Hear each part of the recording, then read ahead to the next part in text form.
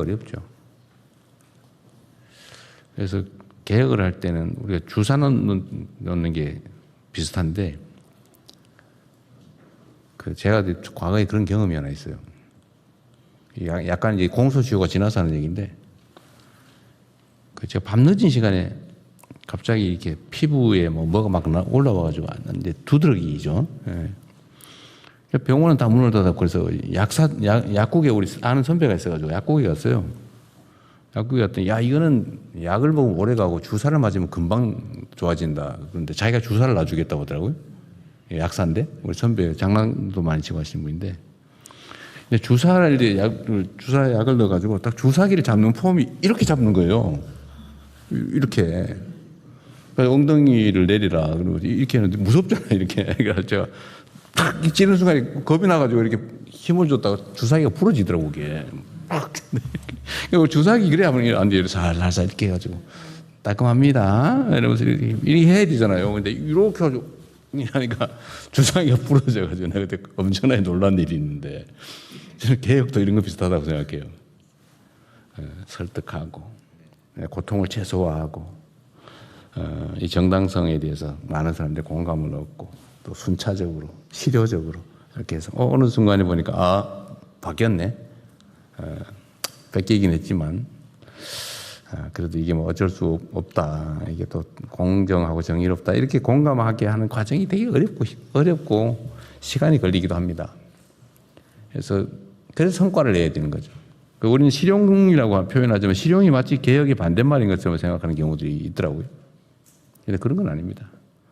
목소리 크고 뭐 이렇게 세게 얘기하고 삿대질을 하고 이렇게 하면 잘 되냐? 뭐 기분은 좋을지 몰라도 결과는 좋기 어렵습니다. 그게 개혁이 어려움이죠. 그래서 혁명보다 개혁이 더 어렵다. 그렇게 얘기하는 게 다 이유가 있지 않습니까?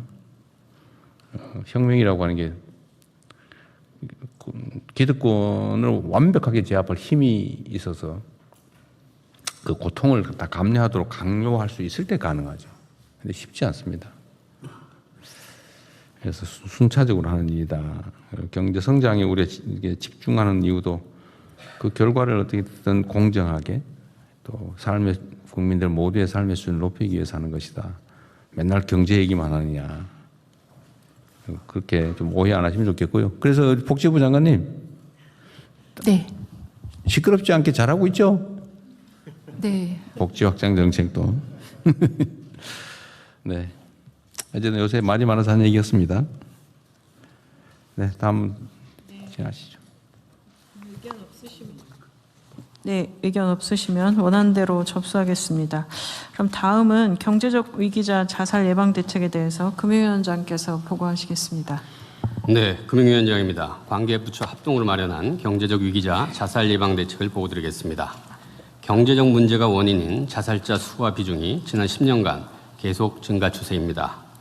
그 경로를 밑에 그림으로 보시면 실직 폐업 등으로 소득 충격이 발생할 때 이를 완충할 사회 안전망이 작동하지 않거나 재기의 기회가 부족한 경우 생활고가 채무 부담 문제로 전이되고 결국 혼자 감당하기 어렵다고 느낄 때 위험이 크게 증가됩니다. 국민주권정부는 출범 이후 범부처 자살 예방 전략 마련, 장기 채무 탕감 등 토용금융을 적극 추진하면서 최근 자살률이 감소 추세이긴 하지만 아직도 우리 주변에서 지원 제도를 알지 못하거나 사각지대의 발생으로 안타까운 사례들이 계속 나타나고 있습니다. 아울러 경제적 위기는 복합적인 요인에 기인하기 때문에 부처 간 유기적인 대응과 연계가 무엇보다 중요합니다. 이에 경제적 위기로 인한 자살은 우리 사회 구성원이 함께 막아야 할 사회적 타살이라는 인식하에 관계부처, 민간과 함께 종합대책을 마련했습니다. 1단계 위기 신호의 조기 포착, 2단계 채무와 생계 부담을 도는 긴급 대응, 3단계 다시 일어설 수 있도록 하는 재기 지원이 대책의 주요 내용이 되겠습니다. 다음 페이지 주요 추진 과제별 세부 내용 설명드리겠습니다. 먼저 국민의 눈높이에서 더 빨리, 더 촘촘히 살펴 위기 포착의 사각지대를 해소하겠습니다. 대통령님께서 지난 6월 국무회의에서 개인 부채에 대한 체계적인 조사와 관리, 지원 제도에 대한 홍보 강화 방안을 강구해달라고 말씀하셨습니다. 이에 무엇보다도 있는 지원 제도를 몰라 안타까운 사례가 발생하지 않도록 채무자 지원 전담 체계를 구축하겠습니다.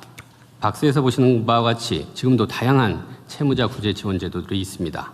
신용회복위원회에서는 금융채무 조정 업무를, 대한법률구조공단에서는 개인회생 파산 소송 대리 업무를, 금감원에서는 불법사금융, 피해구제 등 여러 기관에서 다양한 지원 제도를 제공하고 있습니다. 그렇지만 빚에 시달리고 계신 분들 입장에서는 여전히 멀고 불편합니다. 그래서 빚과 관련된 문제가 생기면 화재는 119, 범죄는 112처럼 한 군데로 전화하면 모든 게 다 안내받고 연결될 수 있도록 채무자 지원 종합창구를 만들겠습니다. 지금의 신용회복위원회가 그 역할을 수행합니다. 전화번호는 1375입니다. 빚으로 지친 일삼을 한다는 일상치료. 네, 기억하시면 되겠습니다.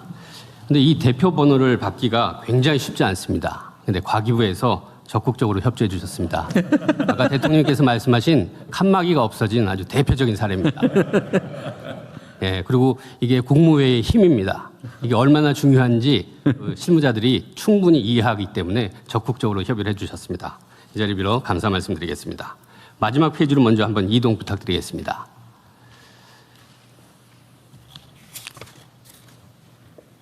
예, 더 뒤로 맨 마지막 페이지. 네. 보시면 이제 1375 하면 신보기가 제공할 채무자 유형별 종합상담 내용과 프로세스입니다. 단순 채무 상담부터 금융 채무 조정, 개인 회상 파산 신청 지원, 불법 사금융 피해 상담까지 한 번에 모두 안내해드리고 연결해드리겠습니다. 다시 이 페이지로 돌아가겠습니다. 다음으로 경제적 위기자 발굴에 그다음에 이제 그 개인 채무 전반에 대한 체계적인 관리와 함께 채무 지원 제도 간 연계와 제도 개선을 수행하기 위한 컨트롤 타워로서 채무자 지원 전담 조직이 필요합니다. 관련한 전담 조직 구축 방안을 행안부와 협의해 나가겠습니다. 행안부 장관님의 적극적인 칸막이 없애는 노력 부탁드리겠습니다.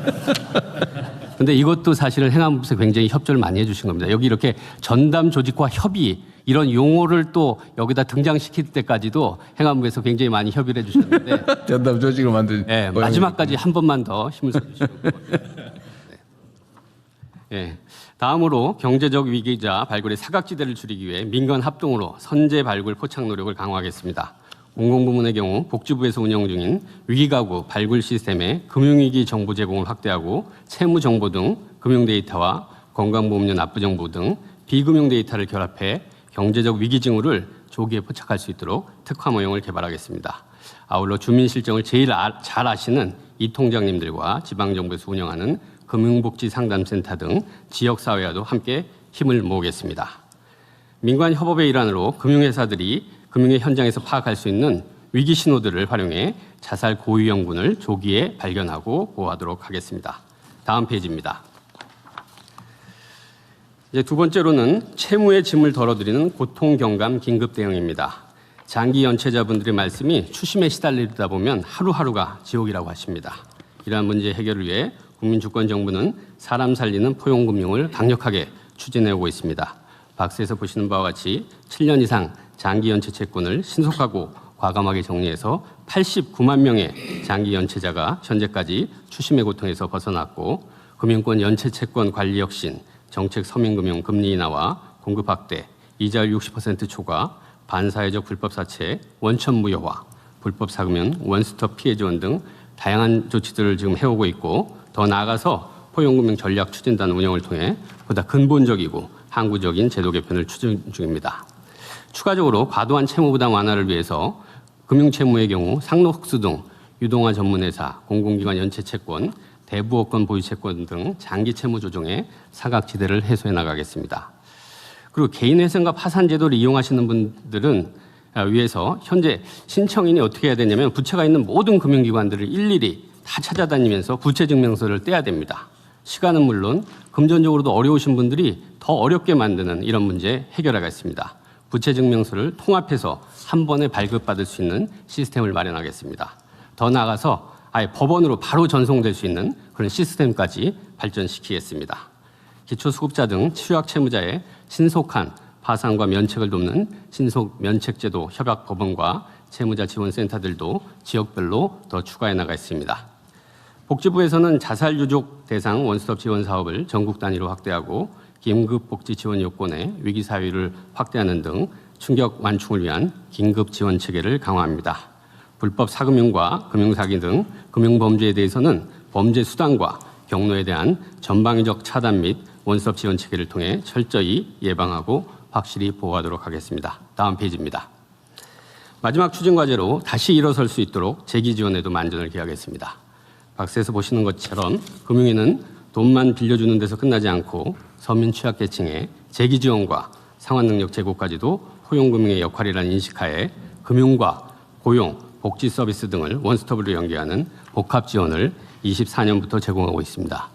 거기 작은 글씨를 보시면 40대 A씨 같은 경우 과다 채무와 대인 기피로 은둔해 있다가 복합 지원을 통해 심리 안정 프로그램, 대출 지원, 기초수급자 선정, 취업 지원 제도까지 받으셔서 정상적인 경제 활동으로 복귀하실 수 있었습니다. 여기에 더해 금융 취약계층에게는 민간 협업으로 복합 지원 연계자에 대한 특화 금융 상품, 무료 상생보험 제공 등을 추진하겠습니다. 월 250만 원까지는 압류로부터 자동 보호되는 생계비 계좌 제도의 편의성을 높여나가겠습니다. 노동부는 구직단념 청년과 중장년의 재취업 활성화를 위한 일자리 지원을 강화하겠습니다. 중기부는 지난 3월부터 은행권과 함께 위기 소상공인 조기 발굴 체계를 구축해서 선제 안내 시스템을 가동 중입니다. 정신건강 우려자에 대해서는 복지부에서 운영 중인 정신건강센터 등을 포함해서 연결 채널을 확대해가고 있습니다. 아울러 금융권에서 시행하고 있는 경제적 위기자 지원을 위한 다양한 지원 사업들, 예를 들어 KB 희망센터의 마음돌봄 상담 서비스 등 관련 사업을 대상자들께서 한눈에 보고 쉽게 이용하실 수 있도록 홍보도 강화하고 내용도 확대해 나가겠습니다. 대통령님께서 늘상 강조하시는 바와 같이 국민 누구도 빚 때문에 삶을 포기하지 않는 목숨을 살리는 대한민국을 실현하기 위해서 몰라서 못 받는 지원 업계에 먼저 찾아가고 끊겨서 놓치는 지원 업계에 유기적으로 연계하고 다시 일어설 때까지 끝까지 손잡아주는 그런 정부가 될 수 있도록 관계부처와 함께 더 꾸준하게 더 세심하게 챙기도록 하겠습니다. 이상 보고 마치겠습니다. 준비를 아주 열심히 잘하셨네요. 근데 제가 이걸 보면서 생각이 하나 났는데 정말로 빨리 인공지능을 도입해야 되겠다는 생각이 들었어요. 네, 지금 말씀하신 것처럼 사실 데이터 부처 간의 연계랑 그리고 기술을 좀 넣어서 유형화하고 지난번 첫 번째 주신 숙제를 좀 더 하면 이 부분에서는 지금 금융위원장 말씀하신 것만으로도 지금 실제로 경제적 요인으로 인한 자살 숫자는 좀 줄어들고 있는 상황이긴 합니다. 그래서 이 부분에는 저는 정말 속도를 엄청 많이 내야 된다고 생각합니다. 사실 이게 며칠 전에도 무슨 가족들 다 집단 자살을 했다는 보도를 봤는데, 근데 그것도 먹고 사는 문제 때문에 그랬다는 거고, 빚 때문에 그랬다, 뭐 그런 내용이 있더라고요. 근데 이게 분명한 사실은 우리 대한민국의 현재 수준이 빚 때문에 아이들 끌어안고 죽어야 될 정도로 그렇게 나쁘지는 않습니다. 그러니까 뭐 여러 가지 원인으로 빚이 생기가 어렵겠지만 일단 빚에 관한 문제는 내가 정말 죽을 정도로 못 갚을 상황이다라고 하면 현재 법 제도상으로 파산 면책이나 뭐 회생 신청 이런 거 하면 다 면제해 드려요. 빚 없애줄 수 있습니다. 뭐 못 갚을 상황인 빚 이런 거는 현재 법원에 몇 번 왔다 갔다 하는 불편함만 감수하면 거의 대부분 다 감해줍니다. 아니 없애주고 죽을 이유가 없어요. 그리고 어린 아이들 끌어안고 죽고 이런 건 그건 살인행위입니다. 그 아이들이 자기 물건이 아니잖아요. 그 아이들의 삶도 있는 건데. 그 아이들도 지금 현재 예를 들면 복지 제도상으로는 얼마든지 다 지원받으면서 교육받고 살아갈 수 있거든요. 꼭 애들 같이 죽고 그러면 안 됩니다. 그리고 또 지원 제도도 지금 많이 있어서 예를 들면 뭐 급하면 긴급 생계 지원 이런 것도 몇백만 원씩 해주잖아요. 지금 있잖아요. 그런 제도. 나 지금 정말 죽을 지경이다 라고 하면 아무것도 없다, 때거리 없다 이러면 그거 다 긴급 지원 제도로 300만 원인가 500만 원 주게 돼 있지 원래. 의료비 지원은 300만 원이고요. 의료비, 생계급여는 가구수에도 좀 다르긴 한데 한 80에서 한 200 가까이. 예. 그리고 뭐 가구수에 따라서 그 후에 정말 상태가 어려우면 뭐 복지급여 대상자가 될 수도 있는 거고 네, 그죠. 긴급 생계 지원, 긴급 의료 지원 다 가능합니다. 그러니까 빚이 있어서 앞으로 못 살겠다 평생 안 그래도 된다니까요. 그 이런 면책 제도들이 다 있다고요. 그리고 지금 생계 떼거리가 어렵다 그러면 그 뭐 추가의 대출을 받을 수도 있고 지원을 받을 수도 있고 각종 복지 제도도 있고. 그러니까 진짜 죽지 마세요. 그것도 한 1년에 몇천 명씩 그런다는 게 말이 됩니까? 그 대개 생계나 이런 경제 상황이 마지막에 뭐 우울증으로 가긴 하지만 그게 주 원인인데 이 홍보도 좀 많이 하면 좋겠어요.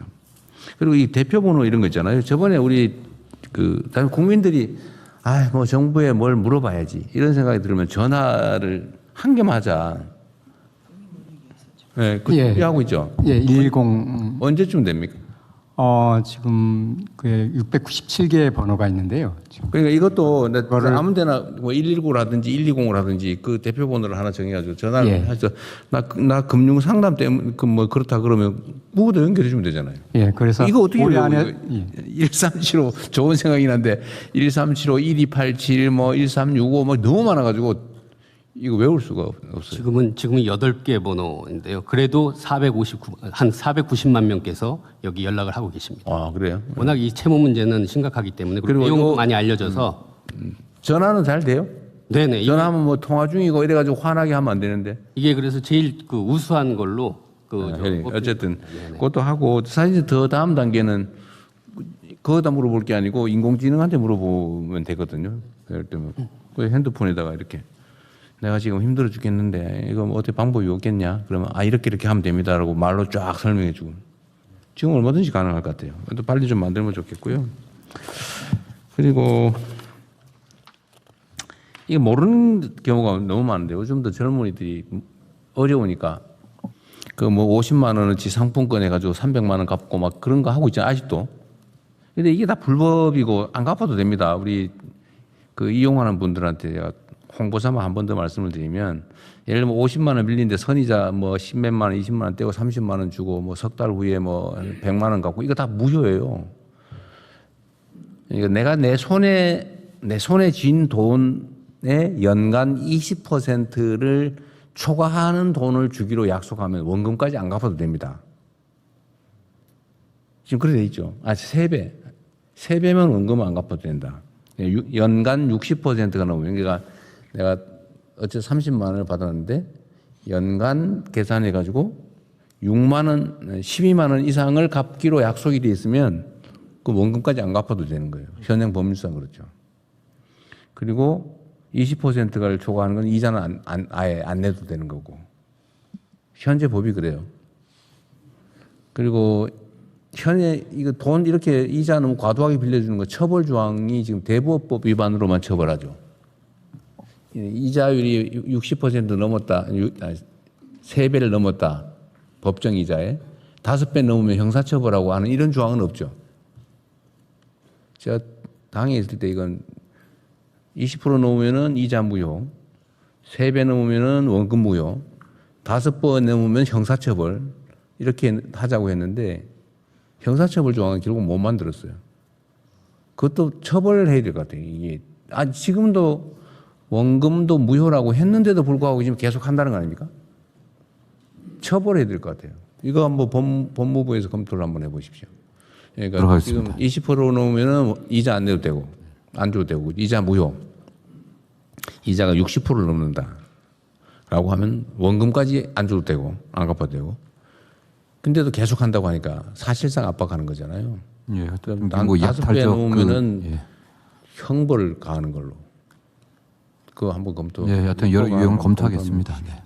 그리고 생계비 계좌도 매우 중요한데 이게 빚쟁이가 되면 계좌를 틀 수 없다는 게 상식이잖아요.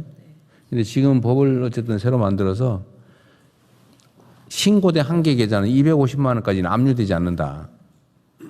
라는 거잖아요. 이것도 모르는 분이 많아요. 그러니까 250만 원까지 이게 한 달 생계비를 받을 수 있는 입금 받을 수 있는 정도인데 하여튼 250만 원까지는 압류가 안 된다. 300만 원이 넘으면 50만 원밖에 압류가 안 된다. 이 250만 원 보호가 되니까 250만 원 넣었다 빼고 250만 원 다시 넣고 해도 압류 안 당한다 그 말이에요. 그죠? 지금 최근에 제가 통계 보니까 한 28만 계좌가 벌써 그래요? 예, 신규로 개설됐습니다. 생계비 압류 금지 계좌. 이거 아무나 하나는 해 주는 거잖아요. 네, 맞습니다. 아무나. 네, 네. 대통령님 이 지원 방안 관련해서 하나 좀 빠져 있는 게 대통령이 네. 말씀하신 대로 법원 쪽 일입니다. 면책, 파산하고 회생할 때 사실 자살자 상황까지 가려면 사실 제일 중요한 게 회생 파산인데 이것도 파산 면책이지. 파산 면책인데 이 서울회생법원은 실무 준칙이 있어서 이게 24개월까지 면책 특례를 해주고 뭐 36개월까지 안 해도 됩니다. 근데 서울회생법원만 그렇고 다른 회생법원은 또 차이가 있습니다. 그러니까 회생도 지금 지역 간 격차가 있거든요. 이거 법원의 문제이긴 한데 그것도 좀 조정해야 되고 이 특례가 또 30세까지만 돼 있습니다. 청년이 우리 뭐 법에는 청년 34세까지 돼 있는데 그래서 이런 것도 좀 조정하고 그래서 법원 문제 제일 중요한 게 사실 회생 파산이니까 면책 기간 이 제도들을 좀 대화를 해서 좀 그러면요. 조정을 해야 됩니다. 이렇게 하시죠. 일단은 기준이 전국적으로 다른 거는 그 일단 당장 문제니까 회생 파산에 관한 법률의 취지에 반하지 않으면 일정한 기준을 정해 줄 수는 있을 것 같아요. 그래서 그거를 시행령으로 하든지 해서 좀 아니면 법원에 규칙을 만들든지 양형 규정처럼 이제 준칙이 다른 건데요. 그 법원하고 대화. 그거를 법원하고 좀 협의를 좀 해가지고 하든지 아니면 우리가 아예 시행령으로 만들든지 두 가지 검토해 보시고요. 지금도 면책이 좀 까다로운 게 있는가 본데 사실은 빚쟁이가 됐는데 죽을 정도로 결정할 정도면 못 갚는 사람이거든요. 그걸 아무리 쪼여분들 돈이 나오겠냐고요. 그거는 차라리 면책해 주는 게 맞거든요. 지금은 채무 원인을 따져가지고 면책 여부에 약간 영향을 주는 것 같은데 만약에 이게 법률상의 제한이라면 갚을 수 없는 사람은 면책을 해주는 게 맞죠. 너 옛날에 그 돈 빌려가지고 낭비했으니까 면책 안 해줘. 막 혹시라도 이렇게 하는 이건 문제거든요. 근데 그렇게 하지는 않는 것 같던데. 그것도 법무부가 하든지 아니면 어디 경제부처가 금융위가 하든지 면책을 좀 이렇게 근데 면책 기준은 법원에서 쉽게 할 수 있게 법원이 재량으로 하다 보니까 그 문제가 있는 것 같아요. 네. 그러니까 면책 기준을 입법하는 걸 한번 검토해 보십시오. 재정경제부가 하는 게 좋을 것 같습니다. 재경부 하실래요? 재경부 하면 채권자 입장을 자꾸 드는 거 아닌가? 아닙니다. 금융위가 해야 채무자 쪽 사고를 하지 채무자적 사고를 하지 않을까요? 우리 같이 하십시오. 네네. 보겠습니다. 저희들 같은 경우는 그래서 이제 그 신용회복위원회에서 자기들이 기초생보자 같은 경우는 조사자를 다 만들어줍니다. 그래서 그걸 넘기면 그 법원에서 받을 때 그건 완전히 신속 면책으로 바로 이어질 수 있도록 그렇게 하고 있습니다. 야간에 우리 국민들께서 잘 모르기도 하고 특히 이제 형편 어렵고 이러면 점점 이제 이런 정보가 부족하거든요. 근데 이거를 정보 접근이 좀 쉽게 하는 거 또 필요하면 예를 들면 아무데나 전화기 대고 물어볼 수 있게 우리가 원래 그거 하기로 했잖아요. 전화기의 최저 통신은 보장하기로 했잖아요. 이거는 아무 때나 전화 안 끊기게 해가지고 이 정도는 쓸 수 있게 해줘야 될 것 같은데 하여튼 그럴 경우에 최종 결론은 좀 더 쉽게 면책할 수 있게 또 대행 예를 들면 이것 지금 면책 신청 이런 거 하려고 그러면 다 자기가 알아서 해야 되잖아요. 근데 이 법무사나 보통 그걸 통해서 하는데 거기도 뭐 100몇십만 200만 원씩 내라고 그런다는 것 같아요. 250만 원, 300만 원을. 그 돈 내고 어떻게 해 그걸?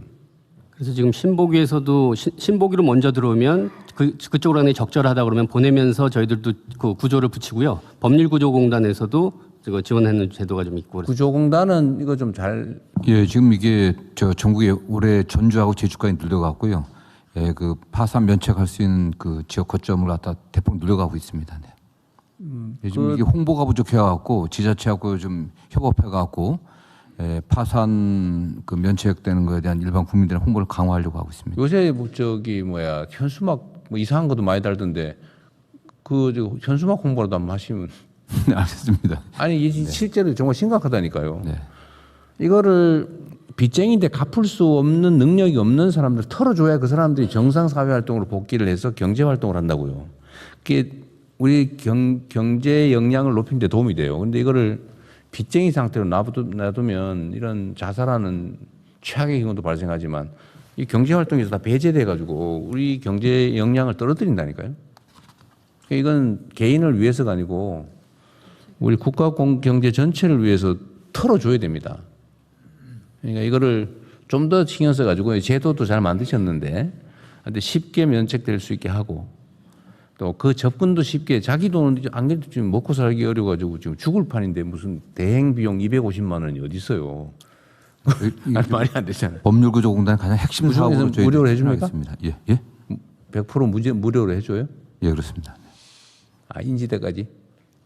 인지대 넣는 거 아니에요? 거의 무료입니다. 지금 지난해 같은 경우는 한 2만 3천 명 이상 저희들이 처리를 했습니다. 여러분 우리나라 수준으로 그 다 해결해 주려면 1년에 한 100만 명씩은 해야 예, 예. 몇 년 동안 해야 뭐 좀 정리가 돼. 집중적으로 올해 이걸 좀 예산 부족하면 저 기획 예산처가 좀 더 어디 확보해 주는 방법을 강구해 보고요. 그럼 그 홍보를 좀 많이 하십시오. 근데 저도 그런 상담이 요새도 가끔 오거든요. 면책 하는데 어디 법무사 사무실 갔더니 뭐 얼마 달라 그러는데 내가 그 돈이 어디 있냐. 그거 나한테 요새 와요. 나 그 구조공단 세주는 몰랐는데 구조공단이 그러면 홍보를 대대적으로 좀 하십시오. 예, 예. 또 올해 좀 제가 지난번에 그 구조공단 업무 보고 받으면서도 일반 국민들이 잘 모르고 있다. 구조공단 몰라요. 사업 자체를. 그렇기 때문에 홍보에 집중하고 대폭 늘려보는 게 우리 핵심 사업으로 좀 삼고 있습니다. 오히려 이런 홍보는 많이 있습니다. 이거 저 150만 원에 해드립니다. 네, 그런 거는 있어. 근데 맞습니다. 변호사 무료로 해준다는 홍보를 못 봤거든요. 어쨌든 이게 빚 문제 때문에 사람 자살하는 문제는 정말 앞으로는 안 들었으면 좋겠어요. 네, 이 부분은 계속 네, 말씀 총리께서 좀 각별히 주셔서 챙겨봐 주십시오. 네, 다 보겠습니다. 그리고 말씀 주신 것처럼 사실 이제 홍보를 잘 해라 하시면 저희가 통상적으로 알고 있는 온라인에 이렇게 쇼컷 만들어서 올리고 이런 방식인데 실제 그거에 접근할 수 있는 분인지 아닌지에 대한 고려가 좀 없이 일방적인 알림 수준인 것 같아서 이 상황별 좀 홍보 대책에 대해서도 좀 더 전문적인 접근들을 좀 해야 될 거라는 생각이 들고요. 저는 지난번에 행안부에서 그 호우주의 관련해서 말씀 주실 때 기술적인 대안도 있지만 그 노인들 이동하시는데 그냥 크게 사이렌을 울리셨다고 하거든요. 그러니까 이게 너무 좋은 방법인 거죠. 이렇게 하나하나 알리거나 뭐 앱이 가거나가 아니라 그냥 마을에 크게 사이렌을 울린다는 방식. 그러니까 저희가 홍보에 대해서 좀 다양한 접근 방법이 필요하다는 생각이고 정부가 제도를 가지고 있는 게 많은데 한편으로는 너무 많아서 이해를 잘 맞아요. 못하는 경우들이 많은 것 같습니다. 그래서 이 세부적인 제도를 너무 많이 만들다 보니 오히려 어떤 제도에 내가 가면 그 제도에 해당되지 않는다고 이렇게 대응하거나 그러다 보니 법률 전문가들의 도움을 빌려야 되는 이런 상황 속에 있어서 이 부분들도 좀 같이 살펴봐야 될 것 같습니다. 원스톱 서비스를 해야죠. 그리고 법무부는 그거 적극 검토해 주세요. 예. 현수막에 저 파산 면책 신청 무료로 해드립니다. 네, 좀 법률구조공단 몇 번.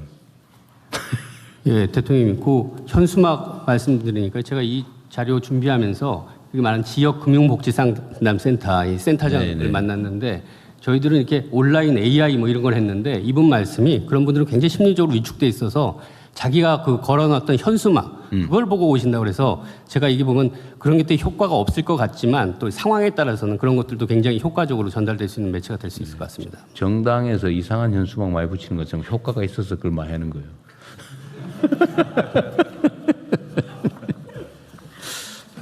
네. 네, 그럼 추가 의견 없으시면 원안대로 접수하겠습니다.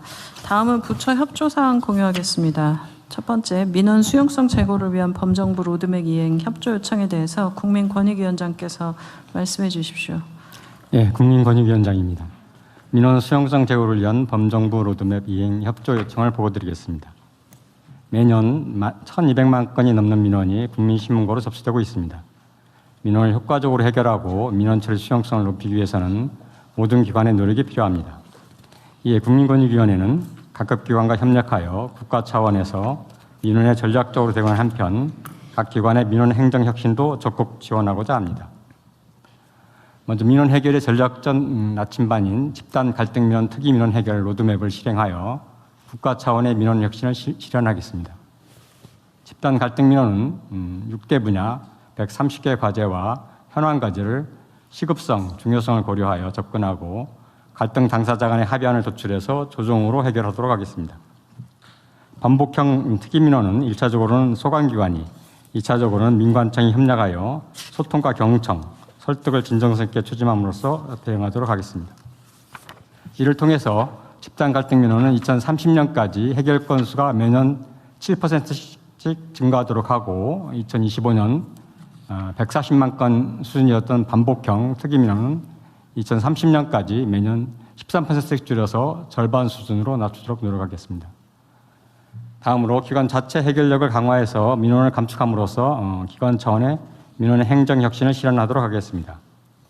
현재 중앙정부, 지방정부, 교육청은 기관 내 민원 해결 컨트롤 타워인 갈등 조정 담당관을 지정하고 지난 3월 국무회의에서 보고드린 민원 처리 소통 확대 방안에 대한 기관별 이행 계획을 수립해서 추진 중에 있습니다. 보고 자료와 같이 기후부, 행안부, 경찰청 등은 각각의 민원 행정 환경에 맞는 대책을 세워 운영하고 있습니다. 국민권익위는 기관별 이행 현황을 정기적으로 점검을 하고 우수 사례를 발굴하여 대통령님 주재 성과 보고회를 추진하는 등 다양한 방식을 강구해서 확산하도록 하겠습니다. 협조사항입니다. 모든 기관은 갈등 조정 담당관의 민원 해결 노력을 지원하고 기관 소관 로드맵 과제 및 기관별 민원 처리 소통 확대 방안을 차질 없이 이행해 주시길 당부드립니다. 국민권익위원회는 민원 수용성을 높이고 국민이 체감할 수 있는 민원 해결 성과를 창출할 수 있도록 각 기관을 적극 지원하도록 하겠습니다. 이상 보고를 마치겠습니다. 위원장님 지금 취임한 지 며칠 됐죠? 4개월 조금 넘었습니다. 4개월 됐어요. 이제 좀 업무 파악은 하셨을 것 같고 지금 민원은 예를 들면 국민권익위로 오는 거하고 각 부처청으로 또 지방정부로 가는 거하고 관리는 어떻게 하고 있어요? 그건 따로따로 하나요? 일단 국민신문고를 통해서 들어오는 민원이 한 해에 지금 1,170만 건 정도 들어오고 있는데요. 그건 이제 국민권익위에 신문고로 들어오는 거고. 그렇습니다. 각 부처청에서 들어오는 거는 그 국민권익위가 직접 관할하지는 않는 모양이죠. 그렇습니다. 그거는 이제 법정 민원이라고 해가지고 각 행정기관이 처리를 하는 것이고요. 저희 국민권익위에 들어오는 것은 그 행정기관이 처리하지 못한 따로따로 한다. 보충 민원을 그러면 각 부처청의 민원은 책임은 국민권익위하고 관계 없는 거예요? 예, 그렇습니다. 근데 거기서 그러면 해결이 통제나 관리도 안 해요? 그냥 궁금한 거예요. 예를 들면 노동부의 민원은 국민권익위하고 관계 없는 겁니까? 지금 관계 없이 관리되고 있는 거죠, 그러니까. 예, 국민권익위로 오는 거 예를 들어서 체불도 국민권익위로 가는 수도 있고. 그러면 실업급여도 노동부는 이첩합니까? 저희들한테 오는 수가 있습니다. 그 이제 국민신문고로 들어온 민원 중에서 이제 각 부처가 해결이 되면 각 부처로 넘어가게 됩니다. 예, 넘겨주고 있어요 지금. 다 넘겨서 거기서 해결하도록 하고 있는 거고요. 이제 그런데 여기 140만 건을 앞으로 줄여가겠다. 예, 그렇습니다. 라고 하는 거는 이건 이제 집단 민원이고 그러면 국민권익위의 업무 갈등 업무 민원 업무 처리는 각 부처청에 관계된 거는 이첩하고 아닙니다. 그 각 부처청에서 해결하지 못한 민원들에 대해서 또 저희가 또 직접 나서서 해결하기도 하는 겁니다. 예. 아니 그러니까 지금 내가 시스템을 내가 파악을 해보려고 하는 거예요. 예를 들면 내가 한 민원인이 노동부에다 냈어요. 그럼 노동부가 최종 처리하는 거 아니에요?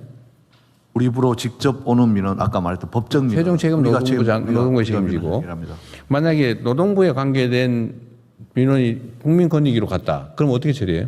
나 월급 못 받았어요. 뭐 왔어. 그럼 어떻게 해요? 그러면 일단 노동부로 보냅니다. 노동부로 보내서 노동부에서 이걸 해결을 못 해주면은 이게 다시 이제 오게 되는 거죠. 다시 온다고 하는 게 그게 민원이 보충 민원을 제기한다는 취지입니다. 행정기관이 그러니까 자동으로 뭐 시스템으로 오는 건 아니고 얘가 노동부에 했더니 잘 안 된다고 뭐 화난다고 해서 다시 올 수는 있는데 그게 안 오면 여기서 종결한 거 아니에요? 그렇죠. 안 오면은 저희는 이제 민원이 해결된 것을 파악하고 있는데요. 그러니까 종결하는 게 그러니까 이첩이 일단은 종결인 거죠. 예, 그렇습니다. 그러면 이게 지금 민원을 받는 주체가 온갖 영역이 있잖아요. 각 부처청 있을 테고, 만일 산하 공공기관도 있을 거고, 지방 정부들도 있을 거고. 근데 이게 지금 예를 들면 노동부 산하의 한 기관에 민원이 왔다. 최종 종결 책임은 그 기관이 지는 거죠. 예, 우리 노동부에서 지는 겁니다. 아니, 노동부 아니지. 노동부 산하기관이. 산하기관에 오면 산하기관이 지는 겁니다. 산하기관이 지겠죠. 그래서 이거를 통합관리 방안을 좀 찾아보세요. 예. 저는 법적 민원의 국가에 통합관리 대한 모든 민원의 최종 책임은 대통령이 지는 거고, 예? 대통령이 직접 다 하기 어려우니까 사실은 이 전문 처리 기관으로 국민권익위를 둔 거고, 예. 그럼 국민권익위에 오는 것만 한다고 하는 것은 좀 부적절하고, 각 부처에 넘겨서 또는 각 부처에 오는 걸 각 부처가 알아서 처리는 하더라도 내몰래라 할 일은 아닌 것 같아요. 그러니까 각 부처청, 산하기관, 지방정부의 민원이 어떻게 처리되고 있는지, 그거는 통합 관리는 최소한 해야 될 것 같습니다. 예. 한번 그 부분을 좀 예를 들면 확인하도록 그 중에 그러니까 민원 처리도 예를 들면 각 부처청이나 지방정부나 막 각자 알아서 지금 처리하고 있을 텐데, 예. 예. 그것도 일정한 매뉴얼에 의해서 예를 들면 해결 잘 된 거, 아니면 해결이 불가능한 거, 뭐 이렇게 분류를 해서 이거는 안 된다고 통보했다. 예를 들면 이걸 종류별로 좀 나눠주든지. 이건 반복되고 있는 민원이다. 이거는. 그런데 이게 민원인들은 사실은 정부가 다 같은 거라고 보기 때문에 노동부에도 내고 시에도 내고 도에도 내고 대통령실에도 내고 권익위에도 내고 막 이런단 말이에요. 근데 지금 내가 예를 들어보니까 그게 따로따로 관리되고 있는 것 같아. 통합 관리하는 방을 네, 강구하도록 그거 하겠습니다. 하셔야 될 것 같습니다. 하고 요즘은 뭐 옛날처럼 수작업할 때하고는 다르니까 예. 동일성 여부야 뭐 인공지능으로는 쉽게 파악할 테니까요. 그 시스템을 좀 발굴하는 게 좋을 것 같아. 예. 그거 좀 해주시고요. 두 번째는 민원에 대한 처리 내용이 좀 분류가 되면 좋겠어요. 예를 들면 민원인의 의사가 제대로 적정선에서 반영돼서 해결되는 거, 그 만족하는 거죠, 쉽게 말하면. 예.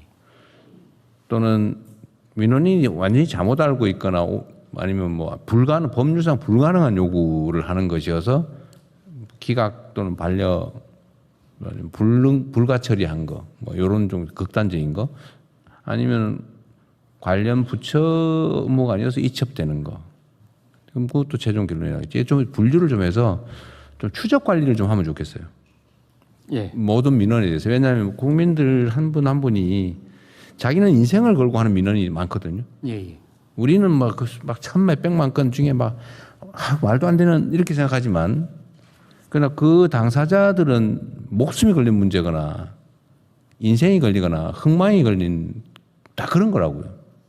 근데 그게 이제 예를 들면 이게 되고 안 되고 다음 문제인데, 저도 한번 처리를 해본 경험에 의하면 결국 태도가 중요해요. 나는 정말로 심각한 문제인데 상대방이 이거 우습게 알아. 이거를 막 그냥 정말 정성 없이 이미 답변하였으므로 참고 바람, 이게 딱 두 줄로 오잖아요. 이거 열이 확 나. 안 되는 이유라도 좀 자세히 써주든지 아니면 만나서 얘기라도 해주든지 하면 다르거든요. 그 민원인들의 특성이 또 그런 게 있다고 그러잖아요. 말단 직원이 만나서 얘기해주면 잘 인정이 안 되는데 좀 고위 관리나 아니면 기관장이 해주면 수긍을 한다는 거예요. 왜냐하면 그 존중받았기 때문이거든요. 민원이라고 하는 게 안 되는 게 대부분이거든, 사실은. 되는데 안 된다고 해가지고 하는 경우는 그렇게 많지는 않아요. 그런 거 잘 시정이 되죠.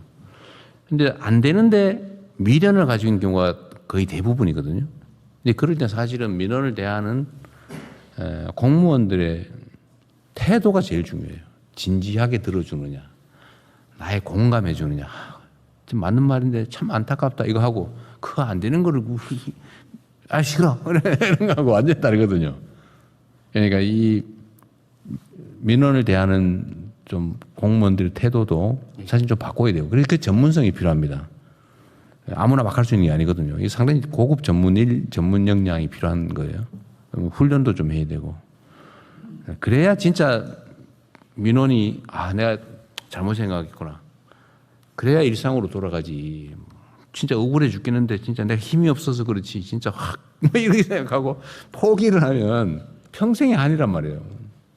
우리가 국민들을 행복하게 해드린다고 하는 게 뭐 엄청나게 많은 걸 들여서가 아니고 그런 억울한 생각이 안 들게 하는 거 중요하단 말이에요. 예, 그것도 매우 중요한 일이니까 필요하면 인력도 좀 늘리고요.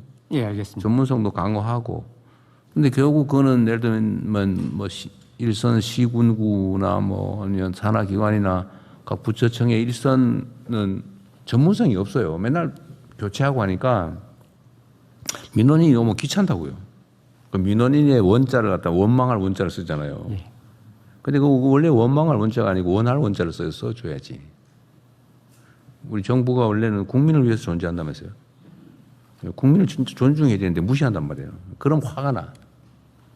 국민이 행복한 나라 우리가 만들자고 하는 건데 그런 개개인들도 합치면 1년에 뭐 국민 건의기만 1,200만 건이 온다니까 다른 부처청 합치면 한 2천만 건 넘겠죠. 그 2천만 명인지는 모르겠어요. 뭐 중복 민원이 있으니까. 그래도 1,000만 이상의 사람들이 막 정부에 화를 내고 있는 거예요 지금.